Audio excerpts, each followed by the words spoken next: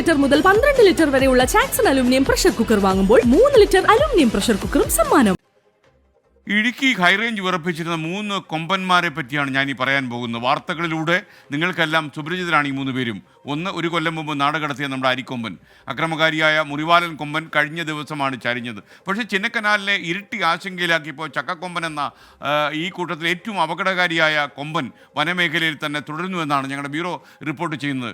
ഒറ്റയാൻ കൂടുതൽ അക്രമകാരിയാകുമോ എന്ന ഭയത്തിലാണ് ഇപ്പോൾ ചിന്നക്കനാലിലെ ജനങ്ങൾ. ഭീതിയിലാണ് അവർ ജീവിക്കുന്നത്. ചിന്നക്കനാലിനെ വിറപ്പിച്ചിരുന്ന 3 കൊമ്പന്മാർ: അരിക്കൊമ്പൻ, ചക്കക്കൊമ്പൻ, മുറിവാലൻ. അതിൽ അരിക്കൊമ്പനെ 1 വർഷം മുമ്പ് നാടുകടത്തി. പിന്നുണ്ടായിരുന്ന മുറിവാലനെ ചക്കക്കൊമ്പൻ തന്നെ ഇപ്പോൾ വകവരുത്തുകയും ചെയ്തു.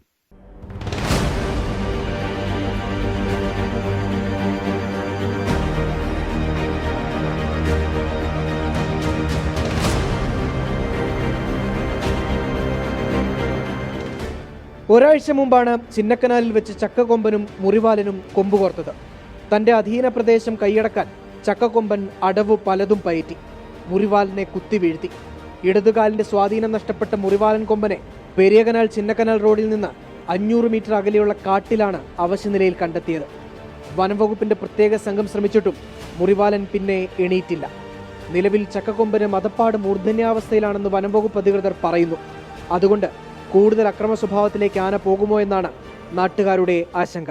ചെറിഞ്ഞതിൽ ഞങ്ങൾക്ക് ചെറിയ വിഷമം ഉണ്ടെങ്കിൽ പോലും ഒരു പരിധിവരെ വളരെ ശല്യക്കാരനായ ഒരു ആന തന്നെയായിരുന്നത്. അത് കൃഷിയിടത്തിൽ വെച്ചാണ് ഒരു ആക്രമണം നടന്നത്. ഇതിനു മുമ്പ് 80 ഏക്കർ എന്ന് പറയുന്ന സ്ഥലത്ത് വെച്ച് ആനയെ ആക്രമിച്ചെന്ന് പറയപ്പെടുന്നു. ഈ സിംഗണ്ടത്ത് വെച്ച് ആക്രമണം നടക്കുമ്പോൾ RRT ടീം ആനയെ തുരത്തി ഓടിക്കുന്നതിന് വേണ്ടി നിന്നിരുന്ന സമയത്താണ് ഈ ആക്രമണം ഉണ്ടായത്. അതിനുശേഷം ഇവർ പുറകെ പോവുകയും ആനയെ കാണാതെ ആന അത് ആ വഴി 60 ഏക്കറിന് കയറിപ്പോയതാണെന്ന് 23-നാണോ 24-നാണെന്ന് തോന്നുന്നു. എങ്കിൽ പോലും ആന അത്രയും ശല്യം കുറഞ്ഞു എന്ന് ഞങ്ങൾ ധരിക്കുന്നു. ഇനിയിപ്പോൾ ചക്കക്കൊമ്പനാണ് ഇവിടുത്തെ പ്രധാനപ്പെട്ട കൊമ്പൻ. അതൊരു വിഷയക്കാരനാണോ? ഞങ്ങൾ ഇതിനു മുമ്പ് പറഞ്ഞിട്ടുള്ളതാണ്. അരിക്കൊമ്പൻ നടക്കുന്ന സമയം തൊട്ട് പറഞ്ഞിട്ടുള്ളതാണ് ഈ 3 ആനകളാണ് ഈ മേഖലയിൽ വ്യാപകമായ നാശനഷ്ടങ്ങളും ശല്യങ്ങളും ഉണ്ടാക്കുന്നതെന്ന്. അതിൽ ആ തൽസ്ഥിതി തന്നെയാണ് ഇപ്പോഴും നിലവിലുള്ളത്. ഇനി ചിന്നക്കനാൽ മേഖലയിൽ ഏക ഒറ്റയാൻ ചക്കക്കൊമ്പൻ മാത്രമായി. പിടിയാനക്കൂട്ടത്തോടൊപ്പമുള്ള 3 കുട്ടിക്കൊമ്പന്മാരും ഇവിടെയുണ്ട്.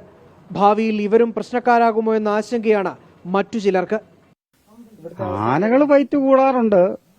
എല്ലാ വന്യമൃഗങ്ങളും കിളികൾ വരെ അങ്ങും കൊത്തുകൂടാറുണ്ട്. പിന്നെ ഇപ്പൊ ആന കൂടുന്നുണ്ടോ എന്ന് ചോദിക്കുന്ന കാര്യമില്ലല്ലോ. ഇതുകൂടാതെ 5 കൊമ്പനാന വേറെ വളർന്നു വരുന്നുണ്ട്. ചക്കക്കൊമ്പന് ഞങ്ങളുടെ വക ഒരു ബിഗ് സല്യൂട്ട്. വന്യജീവി നിയമം 11A നടപ്പാക്കിയ ആളായതുകൊണ്ട് കൃഷിക്കാരുടെ ഒരു സല്യൂട്ട് തന്നെ ഞങ്ങൾ കൊടുക്കാൻ ഉദ്ദേശിച്ചിട്ടുണ്ട്. കാരണം അത് നടപ്പാക്കേണ്ട വിധിയായിരുന്നു. വനം വകുപ്പിന് കഴിഞ്ഞില്ലെങ്കിൽ ഒരു മൃഗത്തിന് കഴിഞ്ഞാൽ ഞങ്ങൾ സന്തോഷിക്കുക. ചിന്നക്കനാലിലെ ആനക്കഥ ഇവിടം കൊണ്ട് തീരുന്നതല്ല. മതികെട്ടാൻ ചോലയുടെ അധിപൻ ഇനി ചക്കക്കൊമ്പനാണെങ്കിലും മറ്റു 17 പിടിയാനകൾ കൂടി ഒപ്പമുണ്ട്. രാഹുൽ വിജയൻ, 24 ഇടുക്കി. പൊതുജനം കഴുതയല്ല സാർ. നമ്മൾ സാധാരണ പറയാറുണ്ട്, പൊന്നു കായ്ക്കുന്ന മരമായിരുന്നാലും പുരയ്ക്ക് മീതെ വളർന്ന വേട്ടണമെന്ന്. പക്ഷെ നമ്മുടെ വനംവകുപ്പ് അങ്ങനെയൊന്നും കേട്ടിട്ടില്ല എന്ന് തോന്നുന്നു. 100 കണക്കിന് മനുഷ്യരുടെ ജീവന് ഭീഷണിയായിരുന്നിട്ടും മരങ്ങൾ മുറിച്ചു മാറ്റാൻ തയ്യാറാകാതെ വനംവകുപ്പിൻ്റെ കടുത്ത അലംഭാവം. ഞാൻ ഈ പറയാൻ പോകുന്നത് കൊച്ചി ധനുഷ്കോടി ദേശീയപാതയിൽ നേര്യമംഗലം മുതൽ വാളറ വരെയുള്ള ഭാഗത്തെ അപകടകരമായ മരങ്ങൾ മുറിച്ചു നീക്കാത്തതിനെ കുറിച്ചാണ്. കാലമേറെയായി ഈ ആവശ്യം ആളുകൾ ഉന്നയിക്കാൻ തുടങ്ങിയിട്ട്. പരാതികൾ പലത് പറഞ്ഞു, പക്ഷേ നടപടി മാത്രം വനംവകുപ്പ് സ്വീകരിച്ചിട്ടില്ല. നേര്യമംഗലം മുതൽ വാളറ വരെയുള്ള ഭാഗത്തെ അപകടകരമായ രീതിയിൽ നിൽക്കുന്ന മരങ്ങളുടെ കണക്ക് വനംവകുപ്പ് എടുത്തിട്ടുണ്ട്. പക്ഷേ മുറിച്ചു മാറ്റുന്നത് ഇനിയും പൂർണ്ണമായും പ്രാവർത്തികമായിട്ടില്ല. മരങ്ങൾ വീണ് ഗതാഗതം തടസ്സപ്പെടുന്നതും അപകടങ്ങൾ ഉണ്ടാകുന്നതും പതിവാവുകയാണ്.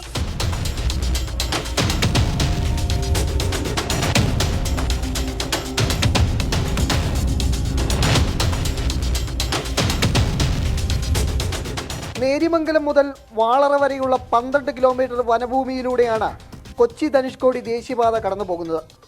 മഴ പെയ്താൽ മരം കടപുഴകി വീണ് ഗതാഗത തടസ്സവും അപകടങ്ങളും മേഖലയിൽ പതിവാണ്. പാതയോരത്തെ അപകടകരമായ മരങ്ങൾ മുറിച്ചു മാറ്റണമെന്ന് ജില്ലാ കളക്ടർ വനംവകുപ്പിന് നിർദ്ദേശം നൽകിയിട്ട് കാലങ്ങളായി. എന്നാൽ ഇത് പൂർണ്ണമായി നടപ്പിലാക്കാൻ വനംവകുപ്പ് തയ്യാറായിട്ടില്ല. റോഡിന് ഇരുവശങ്ങളുമായി നിരവധി മരങ്ങൾ റോഡിലേക്ക് ചെരിഞ്ഞു നിൽക്കുന്നുണ്ട്. ഏത് സമയത്ത് വേണേലും അത് നിലം പൊത്തി വീഴാവുന്ന രീതിയിലാണ് മരങ്ങൾ നിൽക്കുന്നത്. വനം വകുപ്പ് അതിന് അനുമതി കൊടുക്കുന്നില്ല എന്നാണ് നാട്ടുകാർ പറയുന്നത്. എന്നിരുന്നാൽ പോലും ഹൈറേഞ്ച് സംരക്ഷണ സമിതി പോലുള്ള ആളുകൾ കോടതിയിൽ സമീപിക്കുകയും കോടതി അതിന് മരം മുറിച്ചു മാറ്റുന്നതിന് അനുമതി നൽകുകയും ഒക്കെ ചെയ്യുകയുണ്ടായി. എന്നിരുന്നാൽ പോലും ആ ഭാഗത്ത് മാത്രം വാളറ തൊട്ട് നേര്യമംഗലയുള്ള ഭാഗത്ത് ഒരു പ്രവർത്തനങ്ങളും നടക്കുന്നില്ല. പഞ്ചായത്ത് ഭരണസമിതിയും വനവകുപ്പും ചേർന്ന് മുറിച്ചു മാറ്റേണ്ട മരങ്ങൾ കണ്ടെത്തിയിട്ടുണ്ട്. ഇതുവരെ 68 മരങ്ങൾ മുറിച്ചു മാറ്റിയെന്നാണ് വനംവകുപ്പിന്റെ കണക്ക്. എന്നാൽ മഴ പെയ്താൽ മരം റോഡിലേക്ക് വീഴുന്നതിന് യാതൊരു കുറവുമില്ലെന്നാണ് നാട്ടുകാരുടെ പരാതി.